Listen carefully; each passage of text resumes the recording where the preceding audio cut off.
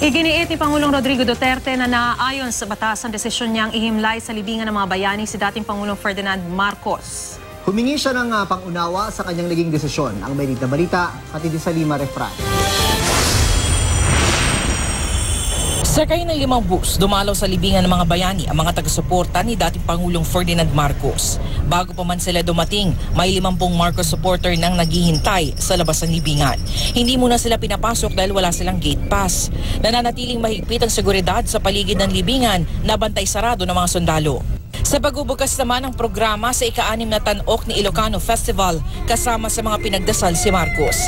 Isang awit ang inihandog sa dating Pangulo kasabay ng pagpapakita ng mga letrato ni Marcos at ng kanyang pamilya. Hanggang ngayon, pinoprotesta pa rin ang paghihimlay sa dating Pangulo sa libingan ng mga bayani nitong November 18. Sa talumpati ni Pangulong Rodrigo Duterte sa San Beda Law Grand Alumni Homecoming kagabi, humingi siya ng pangunawa sa kanyang desisyong suportahan ang Heroes Burial. Ayon sa Pangulo, walang kinikilingan ng kanyang desisyon na anya'y naaayon sa batas. You just have to understand my position. We are trained with cold neutrality. I was a prosecutor.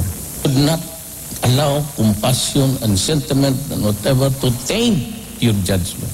Alam daw ng Pangulo na hati ang opinyon ng publiko ukol dito, pero git niya, pinag-aralan niyang mabuti ang kanyang desisyon. Binanggit din ng Pangulo na ang kanyang inang si Soledad Duterte ay isa sa mga nakipaglaban noon sa martial law, pero hindi na aresto dahil gobernador ng probinsya ng Davao ang kanyang ama. Ay nakalagay doon eh. President, soldier. Whether true or not, that's not my business to dig into the history. Whether or not he became good or bad or worse along the years. That is not for me to decide. Pero para sa libo-libong nakiisa sa Black Friday protest itong Biyernes, hindi dapat inilibing si Marcos sa libingan ng mga bayani dahil sa kanya umanong mga kasalanan sa ilalim ng kanyang panunungkulan. Si DSWD Secretary Judy Taguiwalo naniniwalang nararapat lang na ipagpatuloy ang mga protesta dahil anya hindi bayani si Marcos. Isa si Taguiwalo sa mga political prisoner noong martial law. Hustisya para sa ating bayan. Hustisya para sa lahat ng biktima ng diktadurang Marcos. Sa Miyerkules kasabay ng Bonifacio Day, magkikilos protesta ulit ang mga anti-Marcos. Pero para kay dating Pangulo at ngayon Manila Mayor Joseph Estrada, kailangan ng mag-move on ang mga nagpoprotesta. Let's forget about it.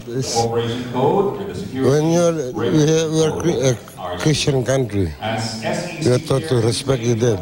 So you are opposed to the motion to exclude?